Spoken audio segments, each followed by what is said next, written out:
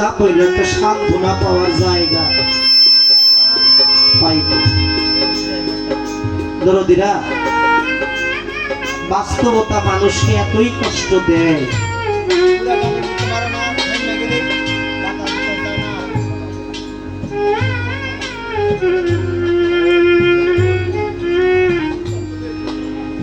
বাস্তবতা মানুষকে এত কষ্ট দেয়, এই বাস্তব থেকে যে শিক্ষা না নেয় তার জীবনে কখনো শিক্ষা হয় না। আমার জীবনে আমার জন্মবাড়ি পটুয়াখালী, আপনারা জানেন। সেখানে বয়স যখন আমার মাত্র 8 থেকে 9 বছর, ওই সময় আমি আমার পরশচান্দের বাড়িতে একটানা 15 বছর গোলামি করে আজকে 2-1টা গান গিয়ে আপনাদের মাঝে বেড়াই। আমার শক্তি নাই, আমার সাধ্য নাই, আমার নিজস্ব কোনো গুণ নাই।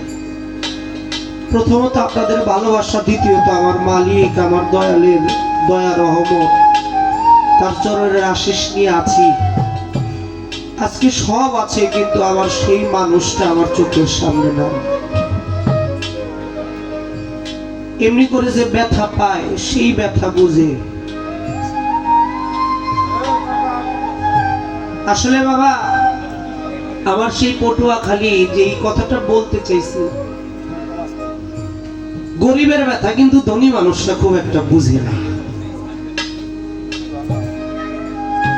আর গরিবের ব্যথা যদি ধনী মানুষটা বুঝতো, অনেক ধনী মানুষ আছে এক রাত্র আনন্দ করে লক্ষ লক্ষ টাকা খরচ করে, কিন্তু তার পাশের বাড়ির মানুষটাই দিনে রাত্রে না খেয়ে থাকে, একটা বারের জন্য তার খোঁজ নেওয়ার চেষ্টাও করে না।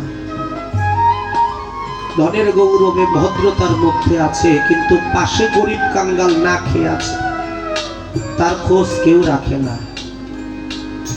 এমনি করে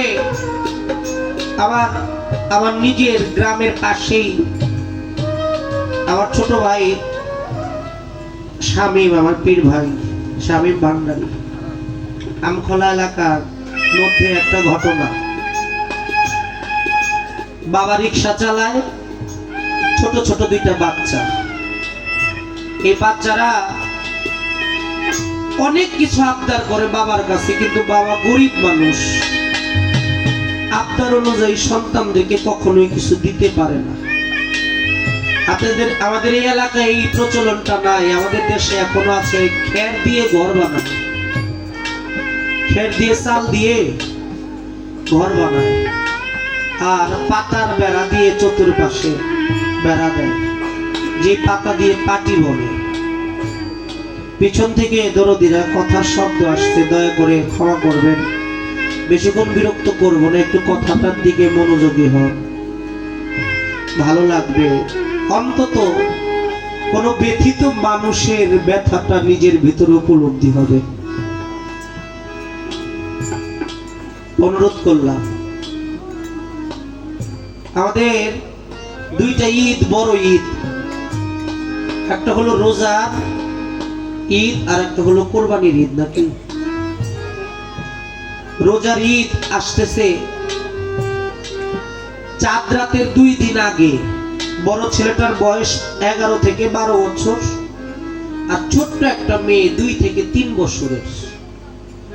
বড় ছেলেটা বলতেছে, বাবা প্রত্যেক বছরই বলো ভালো ভালো জামা কাপড় কিনাই না দিবা, কিন্তু আমাদেরকে ঈদ আসলে কিছু কিনা দেও না। এই বছর ঈদ আসছে বাবা, যত কষ্টই হোক আমাদেরকে জামা কাপড় কিনে দিতে হবে।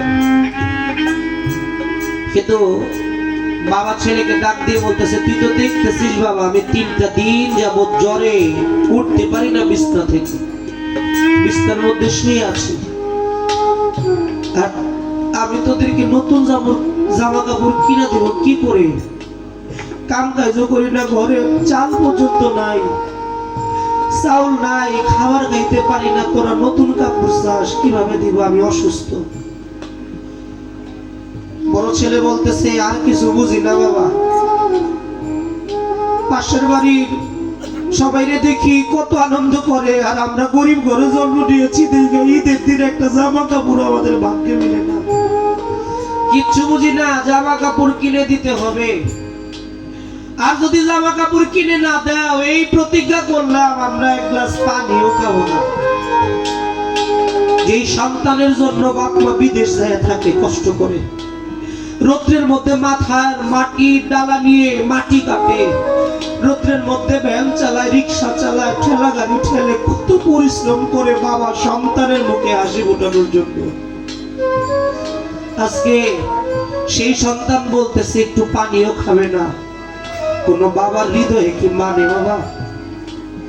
অসুস্থ বাবা বিছনা থেকে উঠে হাঁটতে হাঁটতে একটা রিক্সার গ্যারেজে চলে গেছে। রিক্সার গ্যারেজে গিয়ে অসুস্থ শরীর, তো সারাদিন রিক্সা চালাইছে, সন্ধ্যার সময় দেখে যে কটা টাকা পাইছে এই কটা টাকা দিয়ে ছেলে মেয়ের জামা কাপড় হবে না।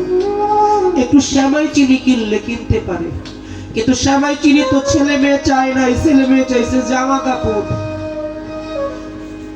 বাড়িতে গিয়ে স্ত্রীকে বলতেছে, ওগো আমাকে মিজান কি খাইছে? কয় না, তুমি জানো না তোমার পোলাররা খায় না। বুকের মধ্যে একটা থাপ্পড় দিয়ে বলতেছে, এই জীবনটারে ধ্বংস করে দিলাম ওদেরকে খুশি করার জন্য, সুখী করার জন্য। কত কষ্ট করলাম, আজকে জামা কাপড়ের টাকাটা পর্যন্ত কামাই করতে পারলাম না। তুমি মা একটু বুঝাও, বাবারা কি বিরক্ত হইতেছে। তুমি মা, তুমি ছেলের একটু বুঝাও যেন খাবারটা খায়। আমি কালকে যত কষ্ট হোক রিক্সা চালাইয়া ওর টাকা পয়সা আইনা আমি জামা কাপড় কিনা দিব।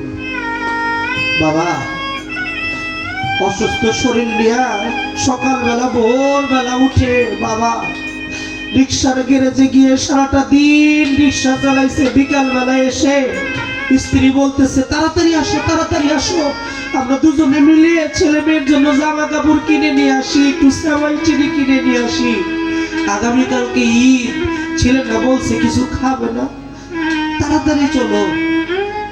আমাদের সদরে পটুয়াখালী গিয়ে সদর থেকে সুন্দর দেখে ছেলের জন্য জামা কিনেছে, প্যান্ট কিনেছে, কিনে মেয়ের জন্য কাপড় কিনেছে, কিছু সেমাই চিনি কিনে স্ত্রীকে বলতেছে, তুমি বসো, আমি রিক্সাটা চালায় বাড়িতে যাই।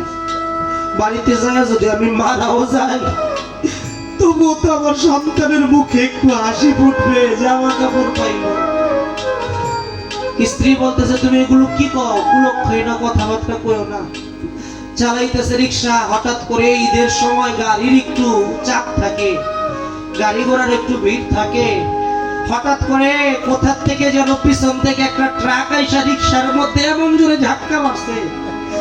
ধাক্কা মারার সাথে সাথে রিক্সাটা কয়েকটা হাত দূরে সরে গেছে।